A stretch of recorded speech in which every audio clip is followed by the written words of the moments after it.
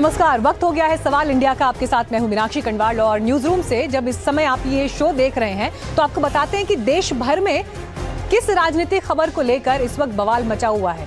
बड़ी खबर ये आपको हम बता रहे हैं, जहां पर असम से निकला एक वीडियो इस वक्त सियासी गलियारों में चर्चा का विषय बना हुआ है।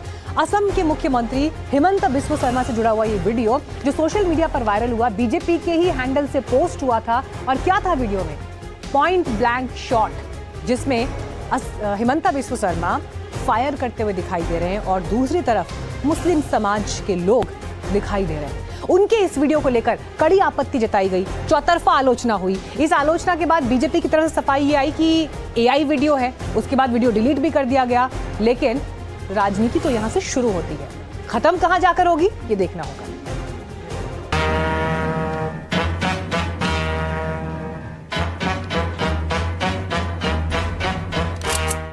हिमंता के इसी वीडियो ने देश की सियासत में भूचाल मचाकर रखा है।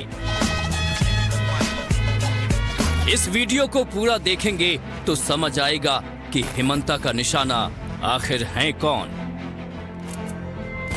विवाद बढ़ा तो बीजेपी ने फौरन ट्वीट डिलीट कर दिया, लेकिन एआईएमआईएम, कांग्रेस और पूरे विपक्ष ने तो इसे बुलेट की तरह हथियार बना लिया। फिर शब्दों और वीडियो से हिमंता और बीजेपी पर सवालों के गोले दागने लगी। वो जो कर रहे हैं कि वो एक राइफल से मुसलमानों की तरफ निशाना साध रहे हैं और गोली चला रहे हैं, जो आसाम की बीजेपी ने ट्वीट करा है और जीरो टॉलरेंस करके करा है कि मुसलमानों पे गोली मारेंगे। मुसलमान इस देश का नागरिक नहीं है। ये देश हिमंता विश्वकर्मा की या आसाम उनकी जागीर नहीं है।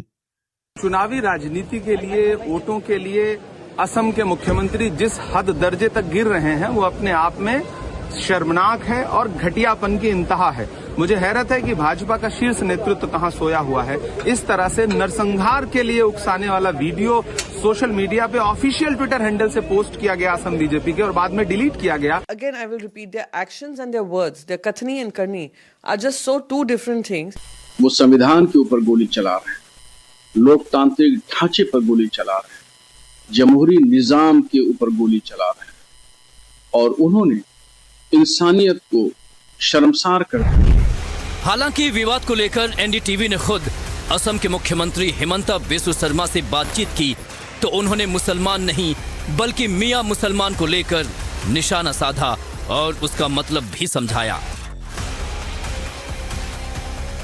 मैं मियां मुसलमान का खिलाफ बोला। मियां मुसलमान कौन है? जो बांग्लादेशी घुसपैठियों को असम में मियां मुसलमान बोला जाता है। और मियां मुसलमान का खिलाफ बोलना मेरा तो कॉन्स्टिट्यूशनल रिस्पॉन्सिबिलिटी है। मैंने कोई वीडियो नहीं देखा हूं, लेकिन मैं मियां मुसलमान का खिलाफ बोलते रहता हूं and I do it regularly. मैं 5 साल में शायद एक दिन भी नहीं गया जो दिन में नहीं बोला, और मैं बोलते ही रहूंगा। किस लिए? नहीं तो असम वो लोग खा जाएगा। लेकिन विपक्ष को तो हमले का जैसे कोई बड़ा हथियार मिल गया। एआईएमआईएम चीफ असदुद्दीन ओवैसी ने तो हिमंता के खिलाफ हैदराबाद में एफआईआर तक करा डाली और ट्वीट कर देश को अवगत भी करा दिया। उन्होंने ट्वीट में लिखा, मैंने हैदराबाद पुलिस कमिश्नर के पास एक आधिकारिक शिकायत दर्ज कराई है जिसमें हिमंता बिस्वा शर्मा के खिलाफ आपराधिक कार्रवाई की मांग की गई है। यह शिकायत उनके उस हिंसक वीडियो को लेकर है जिसमें उन्हें मुसलमानों को गोली मारते हुए दिखाया गया था। दुर्भाग्य से नरसंहार के आह्वान वाली नफरती बयानबाजी अब एक सामान्य बात बन गई है। अपनी शिकायत से पहले वायरल वीडियो पर ओवैसी ने हिमंता पर निशाना भी साधा। सुनिए उन्होंने क्या कुछ कहा। बंदूक है और गोली चला रहा है और गोली एक फोटो बनाई गई एक मुसलमान साहब के बच्चे के साथ बैठे हुए, क्लीन शॉट बोलते, नो मर्सी। और नरेंद्र मोदी बोलते सबका साथ, सबका विकास, सबका विश्वास। और मोदी गए हुए हैं मलेशिया, वहां का prime minister Anwar Ibrahim place होता थे कि अनवर इब्राहिम से गले मिल रहे, और यहां पर उनका चीफ मिनिस्टर एक वीडियो बना के गोली चला रहा। ये नफरत नहीं है तो क्या है बताओ आप। ओवैसी भले ही वायरल वीडियो पर आग बबूला है, लेकिन बीजेपी फ्रंट फुट पर खेल रही है और हिमंता का बचाव कर रही है। सीएम योगी ने कहा कि हमें किसी भी सूरत में बंटना नहीं है, जबकि बांग्लादेश में कत्लेआम पर विपक्ष आवाज नहीं उठा रहा है। याद रखना, सनातन कमजोर होगा तो देश कमजोर होगा, देश कमजोर होगा तो सनातन के सामने अस्तित्व का संकट खड़ा होगा। जाति, क्षेत्र और भाषा उसके सामने कोई मायने नहीं रखेगी, और इसलिए इस बात को ध्यान में रखना। बांग्लादेश में जो मारे जा रहे हैं हिंदू, हर दिन आप सुनते होंगे, एक हिंदू जला दिया गया, एक हिंदू के घर में आग लगा करके मार दिया गया, राह चलते हुए एक हिंदू को जला दिया गया। प्रतिदिन समाचार आ रहे हैं बांग्लादेश से। ये सब मौन है। ये मरने वाला हिंदू कौन है? ये सब दलित हिंदू है। ये दलित हिंदू है, कोई नहीं बोल रहा है। सियासत अपनी जगह है, लेकिन चुनाव के मुहाने पर खड़े राज्यों और राष्ट्रीय राजनीति में इस तरह के वीडियो अक्सर बड़ा प्रभाव डालते हैं। लिहाजा वायरल वीडियो को लेकर सवाल सही है कि क्या वाकई ये वीडियो एडिटेड है या विपक्ष को सरकार पर हमला करने का एक बड़ा हथियार मिल गया है। पुलिस अब इस मामले में वीडियो की सत्यता की जांच कर रही है। Bureau report, NDTV India. आइए आगे बढ़ते हैं। अब आपको दिखाते हैं उत्तर प्रदेश से खबर, क्योंकि अकबरुद्दीन ओवैसी का 14 साल पहले का 15 मिनट वाला भाषण आपको याद होगा। उनका क्लेम टू फेम यही भाषण बन गया था, लेकिन अब वो कैसे यूपी को लेकर ताल ठोक रहे हैं। वो कह रहे हैं कि हमें यूपी में आने से कोई रोक नहीं सकता, 300 सीटों पर चुनाव लड़ेंगे, और योगी आदित्यनाथ को जो उन्होंने चैलेंज दिया है उस पर सवाल है। लेकिन क्या वाकई ये चैलेंज योगी आदित्यनाथ के लिए है या परेशानी यहाँ पर अखिलेश यादव को भी होने वाली है? अरे हिंदुस्तान, हम 25 कौड़ है ना, तुम 100 कौड़ है ना, ठीक है। तुम तो हमारे से इतने ज्यादा है, 15 मिनट के लिए पुलिस को हटा लो, बता लेंगे किसमें हिम्मत है, कौन ताकतवर है। करीब 14 साल पहले 22 दिसंबर 2012 में जूनियर ओवैसी यानी कि अकबरुद्दीन ओवैसी ने 15 मिनट वाला ये बयान दिया था, जिसे लेकर हमेशा ही सवाल उठते हैं। अकबरुद्दीन ओवैसी का ये वो बयान था जिसका जब भी जिक्र होता है तो जोरदार सियासत होती है। अकबरुद्दीन ने सीधे सीधे तो नहीं कहा, लेकिन इशारों इशारों में एक बार फिर इसी बयान का जिक्र किया। तेलंगाना के निजामाबाद में आयोजित एक जनसभा में अकबरुद्दीन ओवैसी ने कहा कि वो बयान आज भी चुभता है। बहुत से जख्म भर गए, लेकिन वो जख्म आज तक नहीं भरा। जब तक जिंदा रहूंगा तब तक याद दिलाता रहूंगा। ओवैसी ने क्या कुछ कहा आपको सुनाते हैं। इत्मीनान से रहो, अभी भी वो चुपता है ना। बहुत से जख्म भर गए, लेकिन वो नहीं भरा। अल्हम्दुलिल्लाह, जब तक जिंदा है दर्द का एहसास तो दिलाता रहूंगा। अकबरुद्दीन कह रहे हैं कि जब तक जिंदा रहेंगे तब तक जख्म की याद दिलाते रहेंगे। ऐसे में सवाल ये उठता है कि अकबरुद्दीन का ये इशारा आखिर किसकी तरफ है। बहरहाल इशारों इशारों में 15 मिनट वाले बयान का जिक्र करके ओवैसी ने एक बार फिर इस मुद्दे को हवा दे दी है। 14 साल पुराने केस में उन्हें अदालत ने भले राहत दे दी है, लेकिन बीच बीच में वो अलग तरीके से 15 मिनट वाला बयान देते रहते हैं। पिछले दिनों महाराष्ट्र नगर निगम के चुनाव के दौरान भी ओवैसी ने 15 मिनट का जिक्र किया था। उन पर आरोप लगे थे कि वोटों का ध्रुवीकरण करने के लिए ओवैसी ने जानबूझकर 15 मिनट वाले बयान का जिक्र किया है। 15 तारीख को कम से कम 15 मिनट निकाल लो और मजलिस के हक में वोट डालो। अपने जिंदगी में से 15 मिनट में चाहता हूँ 15 तारीख के दिन आसमान में सिर्फ पतंग पतंग पतंग पतंग पतंग रहनी चाहिए।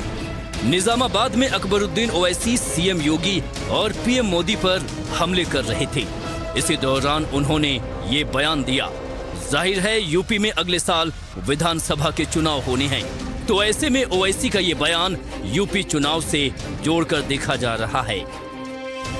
Bureau report, NDTV India.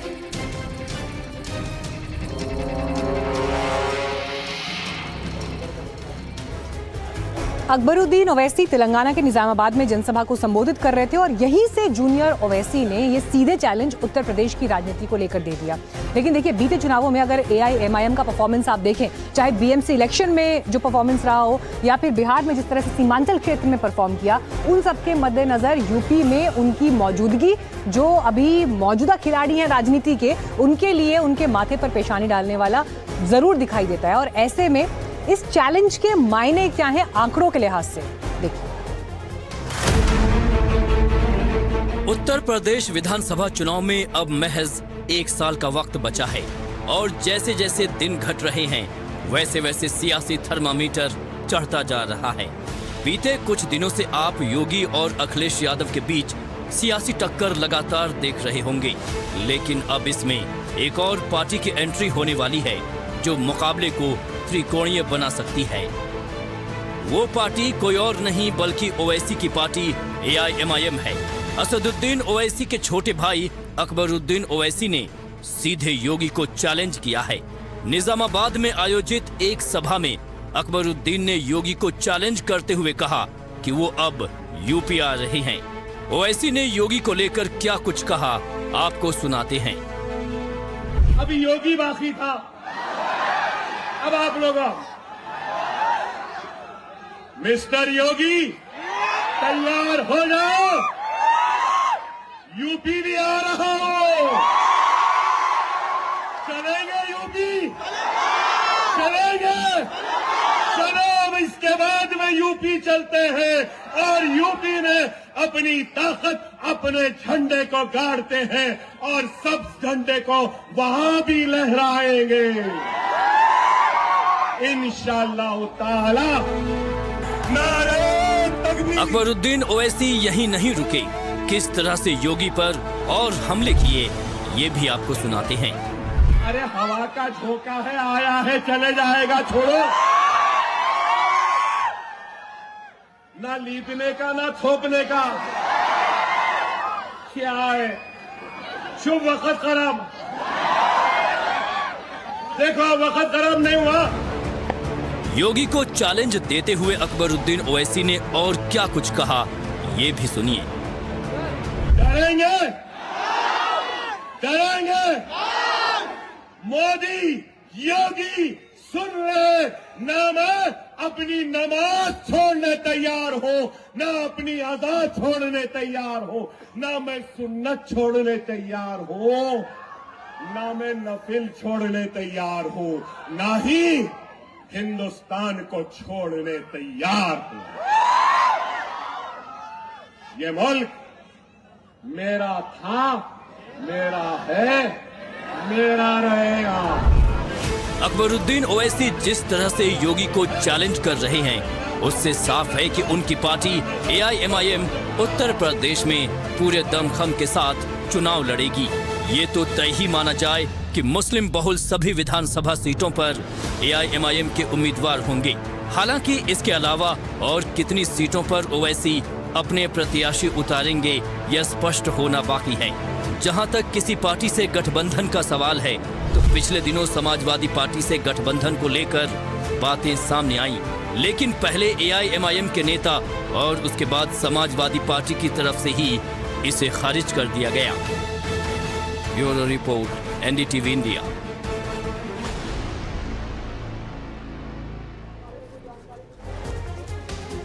वैसे उत्तर प्रदेश की सियासत के लिए विधानसभा के लिहाज से भी आज का दिन महत्वपूर्ण था, क्योंकि एक तरफ सत्र चल रहा है लेकिन विपक्ष की नारेबाजी वहां देखने को मिली। अब देखिए 2 दिन बाद यानी 11 फरवरी को 2026-27 का बजट पेश किया जाना है, लेकिन लग ऐसा रहा है कि चाहे सत्ता पक्ष हो या विपक्ष, 1 साल बाद जो चुनाव आने वाले हैं उन्हें लेकर राजनीति अभी से गर्म है। किन मुद्दों पर आज विपक्ष ने सरकार को घेरा, देखिए।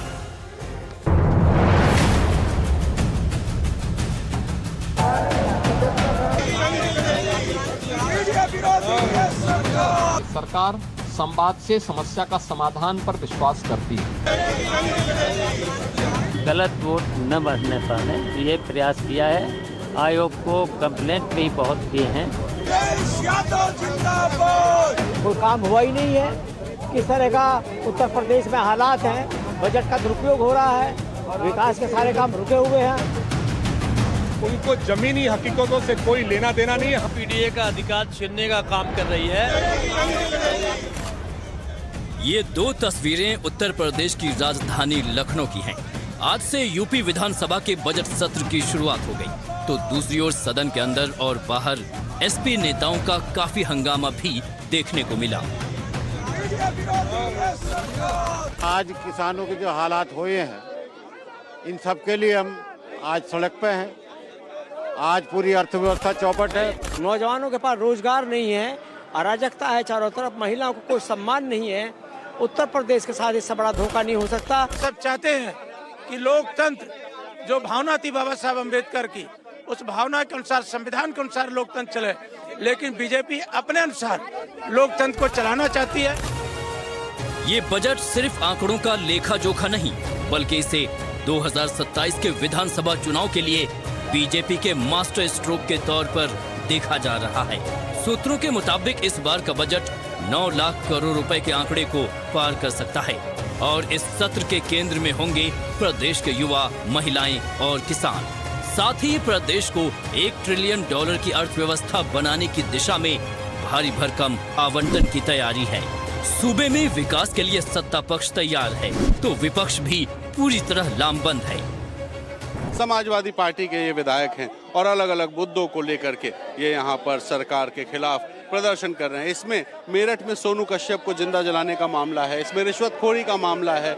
इसके अलावा इसमें आप देखिए कि पीडीए की बयार की बात कही जा रही है, इसमें एसआईआर का मुद्दा उठाया जा रहा है। इसी के साथ साथ इसमें जो है मणिकर्णिका घाट का भी मुद्दा है। तो तमाम ऐसे मुद्दे हैं जिन मुद्दों को लेकर के समाजवादी पार्टी के जो विधायक हैं ये विरोध प्रदर्शन कर रहे हैं।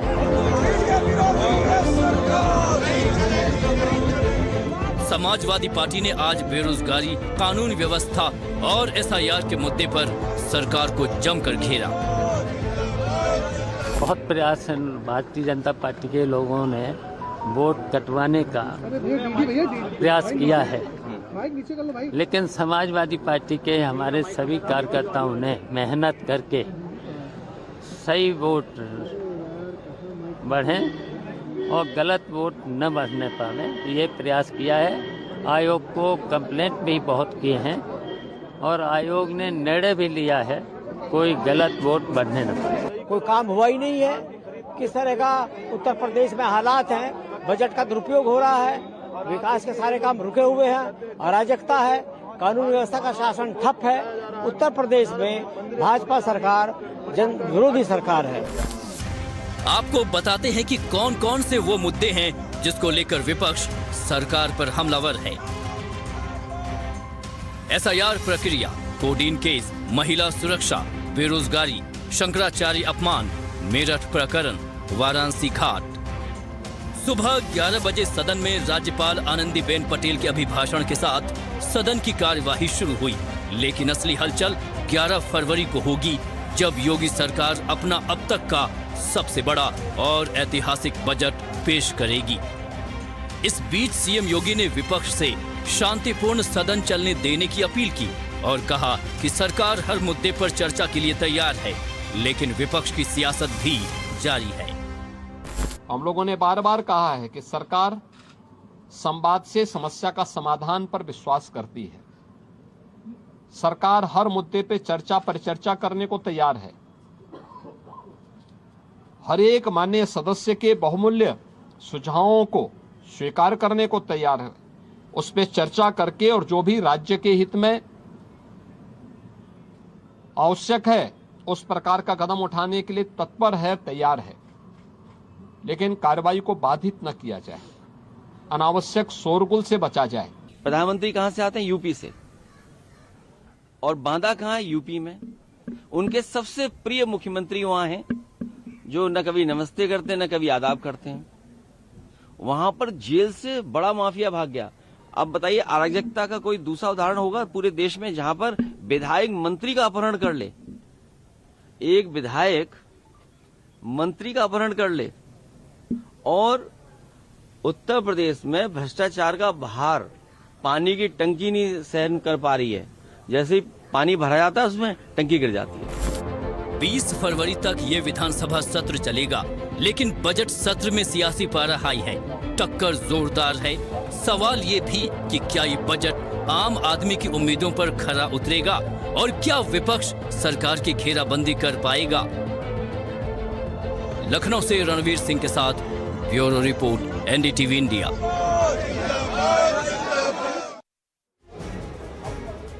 और कल से लगातार चर्चा में है सावरकर को भारत रत्न की मांग, क्योंकि संघ प्रमुख मोहन भागवत ने एक बयान जो इस सिलसिले में दे दिया, उसे लेकर राजनीति गर्म है। और देखिए, अब सवाल यहाँ पर ये भी उठ रहे हैं कि जिसमें असदुद्दीन ओवैसी कह रहे हैं कि अगर हैरानी नहीं होनी चाहिए किसी दिन अगर भारत रत्न गोडसे के लिए भी इस देश में मांगा जाने लगे।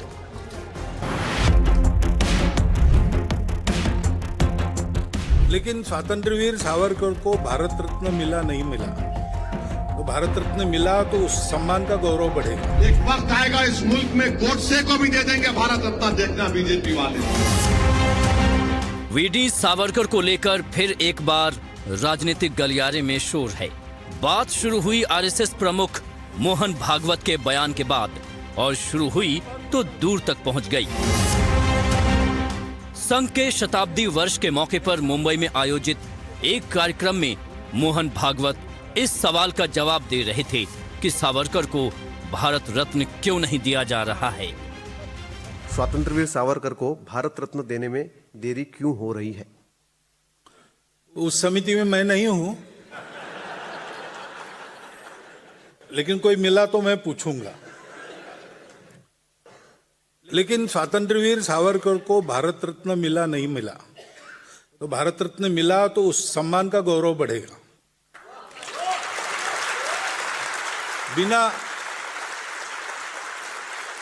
बिना उस सम्मान के ही वो लाखों करोड़ों हृदयों के सम्राट बने हैं। और मोहन भागवत के इस बयान पर सबसे तीखी प्रतिक्रिया आई एआईएमआईएम के मुखिया असदुद्दीन ओवैसी की तरफ से। अरे आज हमको बोल रहे आप, और जिसके लिए भारत रत्न बोले उन्होंने 6 माफीनामे के खत लिख के दिए अंग्रेजों को, मेरे को माफ कर दो, मेरे को माफ कर दो, आप जो बोले मैं करता हूं। और आज आप बोल रहे भारत रत्न। चलो ये भी भूल जाते हैं, जस्टिस कपूर थे सुप्रीम कोर्ट के चीफ जस्टिस ऑफ इंडिया। इन्होंने अब महात्मा गांधी के कत्ल के बाद कमीशन बनाया गया था। क्या जस्टिस कपूर ने नहीं कहा था कि यह शख्स गांधी के कत्ल में कॉन्स्पिरेटर था, जो गांधी के कत्ल का साजिश किया? आप उसको तो बोल रहे मुबारक हो। एक वक्त आएगा इस मुल्क में गोडसे को भी दे देंगे भारत रत्न, देखना बीजेपी वाले, किसी को नहीं छोड़ने वाले।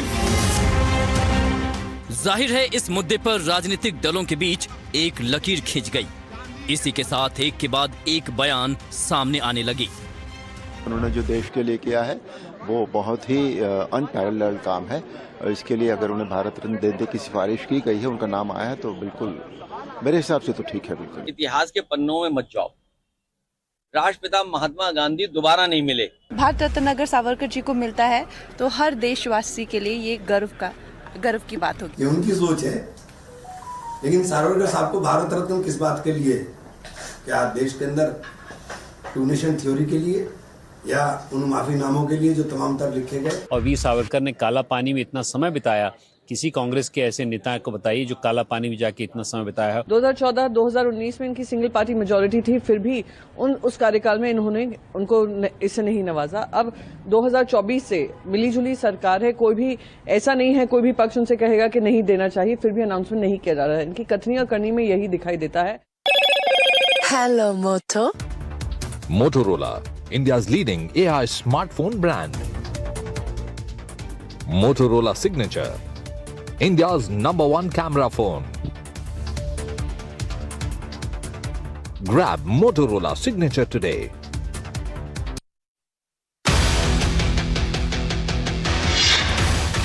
आगे देखिए, एआईएमआईएम के नेता के बयान पर जबरदस्त चर्चा। हम दो हमारे दो दर्जन क्यों आया राजनीतिक बयानबाजी के दायरे में?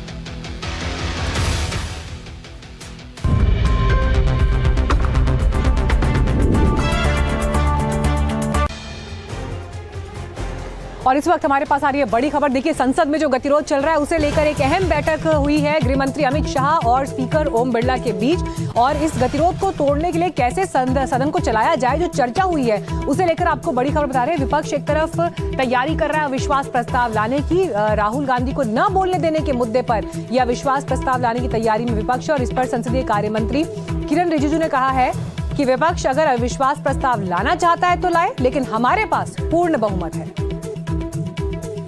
राहुल गांधी जी अपना ही बात सिर्फ बोल करके हंगामा खड़ा करना चाहता है तो फिर सदन नहीं चलेगा तो नुकसान ऑपोजिशन पार्टी के जो मेंबर्स हैं उनका ज़्यादा नुकसान है।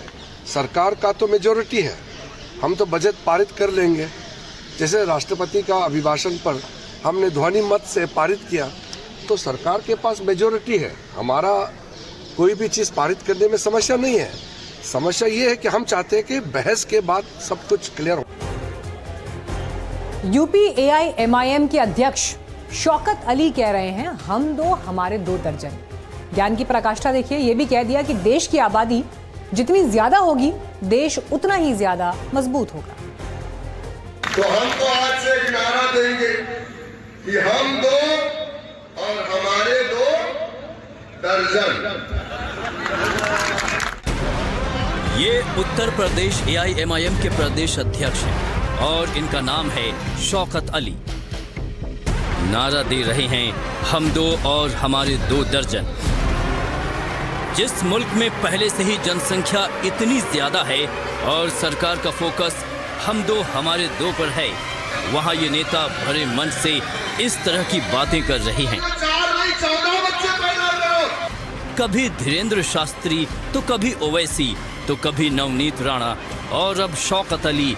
ऐसा लग रहा है मानो बच्चों को लेकर बयान देने की होड़ लग गई है। कौन कितना ज्यादा बढ़ चढ़कर बयान दे सकता है। शौकत अली मुरादाबाद में एक सभा को संबोधित कर रहे थे। इसी सभा में उन्होंने हम दो और हमारे दो दर्जन वाला नारा दिया। भरे मन से उन्होंने और क्या कुछ कहा आपको सुनाते हैं। हम तो कहेंगे कि ज्यादा से ज्यादा बच्चे पैदा करें आप लोग। अल्लाह अगर दे रहा है तो आप उसको लीजिए, इनकार मत करिए अल्लाह की जात से। जिनको नहीं होता कोई चौखट नहीं बचती जहां जाकर के अपना माथा ना टेके कि अल्लाह मुझे भी साहिब औलाद कर दे। और भाई ये भी सुनिए, जब तक दे रहा है जब तक लेते रहिए। तो हम तो आज से एक नारा देंगे कि हम दो और हमारे दो दर्जन। हमारे तो अल्हम्दुलिल्लाह 8 बच्चे हैं। कितने? 8 बच्चे हैं अल्हम्दुलिल्लाह। और हमारे बड़े वाले भैया का भी जल्दी इंतकाल हुआ है। आप लोग दुआ करिए अल्लाह सुब्हानहू व तआला उन्हें जन्नतुल फिरदौस में आला मकाम अता फरमाए। हमारे बड़े भैया के अल्हम्दुलिल्लाह 16 बच्चे। शौकत अली के ज्ञान की पराकाष्ठा तो देखिए। आबादी को लेकर भारत की तुलना चीन से कर दी। ये भी कह दिया कि देश की आबादी जितनी ज्यादा होगी देश उतना ही ज्यादा मजबूत होगा। लोग थोड़ा परेशान तो है कि हमारी आबादी बढ़ रही है। अरे देश की आबादी जितनी ज्यादा होगी देश उतना ही मजबूत होगा। चाइना की आबादी ज्यादा है, चाइना मजबूत है। हमारी आबादी जितना बढ़ेगी इंशाअल्लाह हमारा देश उतना ही मजबूत होगा। पता नहीं क्या सोचकर इस तरह के ज्ञान दे रहे हैं, ये तो शौकत अली ही जाने। बहरहाल बीते 2 महीनों में इसी तरह के कुछ नेताओं और बाबाओं ने भी बच्चों को लेकर विवादित बयान दिए हैं। पहले नवनीत राणा ने कहा हिंदुओं को 3 से 4 बच्चे करने चाहिए। इस पर ओवैसी ने कहा मैंने तो 6 बच्चे किए, आपको किसने रोका है? कि मुझे 4 बीवी होने के बाद मैं 35-40 बच्चे नहीं कर सका, तो मैं सभी हिंदुओं को आग्रह करूंगी कि ये 19 बच्चे पैदा कर रहे हैं, तो हम किमान 3 से 4 बच्चे ये हिंदुस्तान में हम सब हिंदू भाइयों ने, बहनों ने, हमने करना चाहिए। ये हिंदुस्तान को पाकिस्तान बनाने के राह पे चल रहे हैं, तो हमको हमारे हिंदुस्तान से अगर प्रेम होगा, ये 19 बच्चे कर रहे हैं, तो हमने जरूर 3 से 4 बच्चे जरूर सबने करने चाहिए। मैं तो 6 पैदा करा, आप भी करो, कौन बोल रहे हैं? अक्सर आपने ये सुना होगा कि जब भी सदन की कार्रवाई चलती है तो विपक्ष ये आरोप लगाता है कि बोलने नहीं दिया गया, हमारा स्पीकर ऑफ कर दिया गया। लेकिन बिहार विधानसभा में ऐसा क्या हुआ जो विपक्ष ये आरोप लगा रहा है कि मुख्यमंत्री का स्पीकर बंद कर दिया गया, माइक बंद कर दिया? ऐसी कौन सी बात थी जो सरकार सुनवाना नहीं चाह रही थी? ये लड़की है, इसके जो वो फट गए, कुछ दिन के बाद 23 को बना दिया। ये लोग कोई काम कीजिए। बिहार विधान परिषद में वो हो गया जो इसके पहले शायद ही कभी हुआ हो। मुख्यमंत्री नीतीश कुमार के भाषण के दौरान उनका माइक ही म्यूट हो गया। आपको बताएंगे ऐसा क्यों हुआ और विपक्ष ने इस पर क्यों आपत्ति जताई। लेकिन पहले ये सुनिए कि नीतीश कुमार और राबड़ी देवी जब आमने सामने थे तब क्या हुआ। ये लोग जो थे पहले तो कोई काम किया है, और जब हम लोगों की सरकार आई है 2005 में तो एक एक चीज देख लिया, हर चीज को जानते हैं। ये कोई काम किया है? ये लड़की है, इसके जो वो फट गए, कुछ दिन के बाद 23 को बना दिया। ये लोग कोई काम कीजिए। ये लोग आई 3 को बोल रही है, सुनो, तुम बोल रहे थे तो कुछ काम किया है? आज तक वो लोग किसी महिला को बढ़ाया है और आज तक कभी कोई काम किया है? इन लोगों ने कोई काम नहीं किया है और हम लोगों की सरकार के द्वारा सारा का सारा काम किया जा रहा है। इस बीच राबड़ी देवी अपनी सीट पर खड़ी होकर कुछ बोलती दिखी। आरजेडी के सदस्य वेल तक पहुंच गए। नारेबाजी होती रही। नीट की छात्रा से जुड़े मामले में विपक्ष मुख्यमंत्री नीतीश कुमार से इस्तीफा मांगता रहा। सभापति लगातार सदन की व्यवस्था बनाने में लगे रहे। अपनी जगह पर जाइए और एक एक तरह से बिहार कितना आगे हो रहा है और केंद्र सरकार का सहयोग है। लेकिन शोरगुल के बीच मुख्यमंत्री नीतीश कुमार भी चुप नहीं रहे। मुख्यमंत्री का हमला जारी रहा। इन सब लोगों पर तो एक्शन लेना चाहिए। ये कोई तरीका है कि ऐसे ही करना है? इसका क्या है? अब है, अरे इस सबको कुछ आता था, कोई काम किए है? प्रभारी मंत्री कोई काम नहीं हुआ है। प्रभारी मंत्री 15 साल तक कुछ नहीं काम किया। बिहार नगर पालिका विधि सेवा नियमावली 2026 और बिहार नगर पालिका योजना सेवा नियमावली 2025 हिंदी और अंग्रेजी की एक प्रति सदन की मेज पर और बढ़ने वाला है। तो इसलिए जान दीजिए, इन लोग का कोई मतलब नहीं है, फालतू है। राजद के एमएलसीओ ने आरोप लगाया कि मुख्यमंत्री नीतीश कुमार की माइक जो है वो किस अधिकारी और नेता के इशारे पे बंद की गई थी, इसकी जांच होनी चाहिए। तो ये भी आइए आपको सुनवाते हैं नई नवेली विधायक मैथिली ठाकुर का वो बयान जो चर्चा में है। उत्तर मिला है ना? जी, उत्तर जो मिला है मैं उससे पूर्णतः संतुष्ट नहीं हूँ, क्योंकि उसमें ऐसा लिखा है कि भवन जर्जर स्थिति में नहीं है, बस उसकी मरम्मत की आवश्यकता है। लेकिन मैं चाहती हूँ एक बार मंत्री महोदय एक बार पुनः अवलोकन कराएं, क्योंकि मैं खुद जाकर के देखी हूँ भवन जर्जर स्थिति में है। वहाँ पे एक छोटे से कमरे में स्वास्थ्य व्यवस्था का संचालन हो रहा है। एमबीबीएस चिकित्सक नहीं है। पूर्व में वहाँ पर 2-2 एमबीबीएस चिकित्सक थे, लेकिन अभी नहीं है। उत्तर में लिखा है कि उधर आयुष चिकित्सक है, जिससे मैं सहमत हूँ, लेकिन हमें वहाँ पे 2 एमबीबीएस डॉक्टर्स की आवश्यकता है। मैं मंत्री जी से प्रश्न नहीं कर रही हूँ, मैं बस उनसे एक निवेदन कर रही हूँ, क्योंकि मैं बहुत छोटी थी और तब से मैं स्वास्थ्य मंत्री जी को मंत्री के रूप में देखते आ रही हूँ, उनको स्वास्थ्य के प्रति काम करते हुए देखते आ रही हूँ। तो मैं चाहती हूँ कि जनहित में वो इसका निदान करे, क्योंकि अति आवश्यक है। 5 से 7 पंचायत इस हॉस्पिटल पर निर्भर करती है, जिसका साफ साफ मानना है कि 40 से 50 हजार तक के जो 40 से 50 हजार लोग हैं जो इस हॉस्पिटल से लाभान्वित होते हैं। और मेरे पूरे विधानसभा के केंद्र में यह हॉस्पिटल है, जिससे कि अलग जो 2 प्रखंड है, घनश्यामपुर प्रखंड और अलीनगर प्रखंड, दोनों इससे लाभान्वित हो सकते हैं। तो इस पर माननीय स्वास्थ्य मंत्री जी का विशेष ध्यान रहे, यही मैं उनसे अनुरोध करना चाहती हूँ।